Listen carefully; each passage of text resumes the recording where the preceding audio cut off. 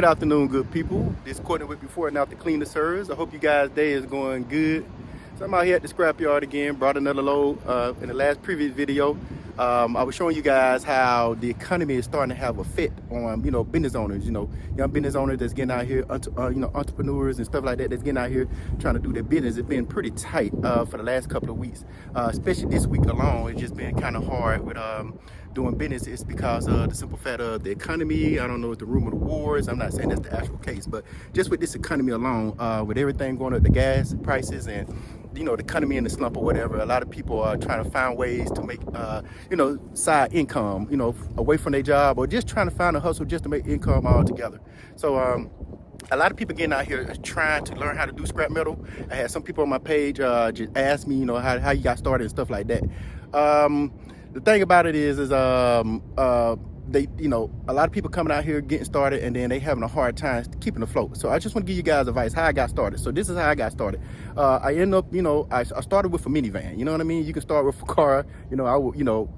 Whatever you have at home. You can start with a bicycle, whatever you have at home, man. Just gather what you can. But I started with a minivan. It was the cheapest thing to purchase at the time. This was back in the early 2000s, so you were able to get a minivan for like $1,500.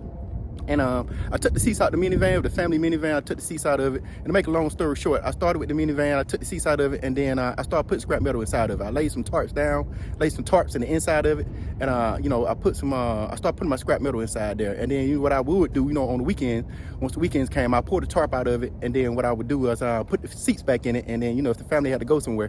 And that's how me and my wife, we started our business. You know what I mean? Now it's a little bit different. It's because this business been going on for years. I'm well established, and I make good money and stuff like that. Even in a downward economy, I make pretty good money. So for me, it's a lot easier for someone to get started. So if you want my advice about how to get started, man, start with what you have. That's my best advice. And just start with what you have. If you have a car, you have a minivan, you have a truck, you have a trailer, whatever you have, just start with what you have. And you'll start growing as time progress. You'll start moving ahead. You'll start moving forward, your business will start doing good. I would recommend this type of business to anyone because it has little to no overhead. You make a lot of money, and then on top of that, it doesn't cost you anything. The only thing you're putting up is gas. You know what I mean? It's very affordable. Very affordable for me. I do it pretty much every day when the cleaner service is down, when the other businesses are not running good, and it keeps me afloat. So that's what I have to tell anybody that wants to do this. So I'm gonna show you guys, like I normally do on my videos, what I have on the back of my trailer here.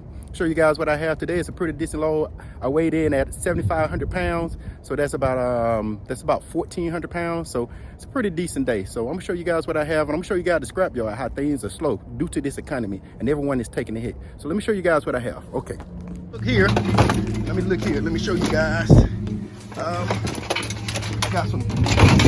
If you can look down there, you might can't see it. Let me see. Let's see this right here. And I picked up. Got some door handles. All right. Some people call them knobs and stuff like that. All right, you can take these and kind of clean these because some of these are brass. All right, some of them are brass, and they pay pretty good. You just have to take some of this stuff off of here, which I do. I take my time,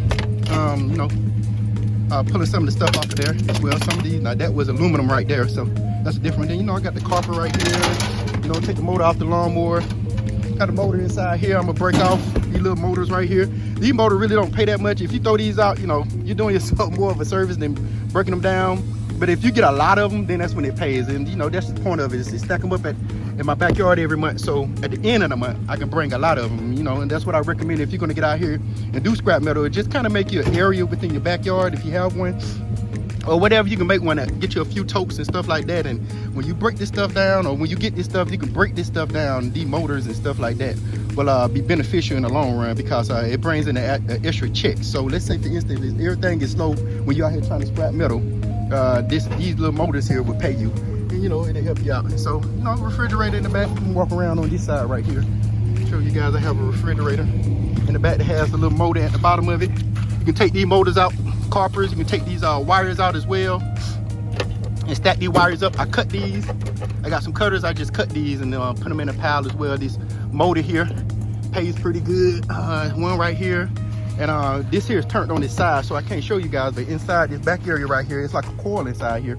Let me show you guys back in this back area here. It's like a coil inside here, pull this coil out, and you can stack these coils up, and it pays pretty good. So for anyone that really like to get into the business, man, like I said, it has little to no overhead. It's a great business. It pays pretty good, you know, and it's economy proof. You know, when the pandemic first started, we were still scrapping metal. The bills were still getting paid. You know what I mean? When we was not able to clean homes, pick up trash, you know, the other business, you know, cut yards. Guess what?